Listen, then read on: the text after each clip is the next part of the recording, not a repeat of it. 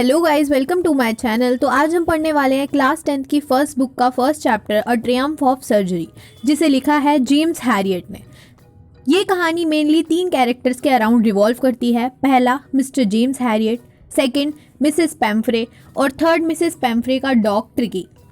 इस कहानी की शुरुआत में हमारे नरेटर जेम्स हैरियट, जो कि एक वेटरनरी सर्जन भी होते हैं, वो बताते हैं कि वो एक दिन गाड़ी से जा रहे थे जब उन्होंने रोड के उस पार एक बहुत ही रिच लेडी यानी मिसेस पेम्फ्रे को अपने डॉग यानी ट्रिकी को वॉक कराते हुए देखा। यहाँ पर मिस्टर हैरियट मिसेस पेम्फ्रे के डॉग ट्रिकी को देखकर बहुत ही ज़्यादा शॉक हो जाते हैं। यहाँ पर नरेटर ये भी बताते हैं कि मिसेस पेम्फ्रे का डॉग ट्रिकी एक ब्लोटेड सॉसेज यानी एक फूले हुए सॉसेज की तरह लग रहा था। वो देखने में इतना लेज़ी लग रहा था, वो इतना फैटी लग रहा था कि वो अपने फैट की वजह से सही से चल भी नहीं पा रहा था। ये सब देखने के बाद मिस्टर हैरियट मिसेस पेम्फ्रे के पास गए और बोला, एक्सक्यूज़ मी मिसेस पेम्फ्रे, क्या मैं आपसे बात कर सकता हूँ? क्या आपको नहीं लगता कि आपने अपने डॉग को इतना ज़्यादा अनहेल्दी फूड खिलाया है कि जिसके चलते वो कुछ ज़्यादा ही फैटी और लेज़ी हो गया है? नहीं मिस्टर हैरियट, मैं तो इसे नॉर्मल खाना ही देती हूँ, पता नहीं है ऐसा क्यों होता जा रहा है। इस कॉन्वर्सेशन के बाद दोनों ही अपने घर चले जाते हैं। कुछ दिनों बाद मिसेस पेम्फ्रे खुद नोटिस करती हैं कि ट्रिकी कुछ ज़्यादा ही लेज़ी होता जा रहा है। ना तो वो ढंग से चलता है और ना ही कुछ खाता है। ये सब नोटिस करने के बाद वो मिस्टर हैरियट को फ़ोन करती हैं और बोलती हैं, hello mister Herriot. Yes Mrs पेम्फ्रे।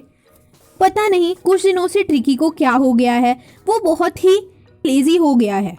Mrs पेम्फ्रे, मैंने तो आपको पहले ही कहा था कि ये सब आपकी एक्स्ट्रा पैम्परिंग की वजह से हुआ है। खैर छोड़िए, अब आपको अपने डॉग को सर्जरी के लिए हॉस्पिटल भेजना ही पड़ेगा। समहाउ नरेटर ट्रिकी को अपने साथ हॉस्पिटल ले ही जाते हैं। हॉस्पिटल जाकर ट्रिकी बस लेटा रहता है, ना तो वो घूमता है और ना ही बाकी डॉग्स के साथ खेलता है।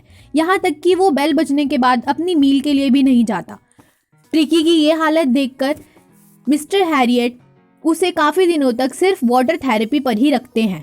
कुछ दिनों बाद मिस्टर हैरियट नोटिस करते हैं कि ट्रिकी थोड़ी बहुत एक्टिवनेस दिखाने लगा है और थोड़े दिनों बाद ही ट्रिकी बाकी डॉग्स के साथ खेलना भी शुरू कर देता है और उनके साथ मील पे जाना भी शुरू कर देता है। ये सब नोटिस करने के बाद और ये पता लगाने के बाद कि ट्रिकी अब धीरे धीरे रिकवर होने लगा है, मिस्टर हैरियट एक दिन मिसेस पेम्फ्रे को कॉल करते हैं। हेलो मिसेस पेम्फ्रे, आपको ये जानकर बहुत खुशी होगी कि आपका डॉग अब धीरे धीरे रिकवर होने लगा है। ये सुनकर मिसेस पेम्फ्रे खुश हो जाती हैं और अपने डॉग की फास्ट रिकवरी के लिए एग, वाइन और ब्रांडी हॉस्पिटल भेजने लगती हैं। मिस्टर हैरियट ये सब ट्रिकी को ना देकर अपने फ्रेंड्स के साथ खुद ही यूज़ करने लगते हैं। आगे नरेटर कहते हैं कि कभी कभी तो मैं सोचता था कि ट्रिकी को परमानेंटली यहीं पर रख लूं, क्योंकि मुझे उसकी वजह से ही डेली 2 एक्स्ट्रा एग, वाइन और ब्रांडी मिलने लगी है। फिर नरेटर कहते हैं कि मैंने एक दिन बहुत ही वाइज डिसीजन लिया और मिसेस पेम्फ्रे को कॉल करके बताया कि अब उनका डॉग पूरी तरह रिकवर हो गया है और वो उसे यहाँ से ले जा सकती हैं। फिर अगले दिन मिसेस पेम्फ्रे हॉस्पिटल आ गई।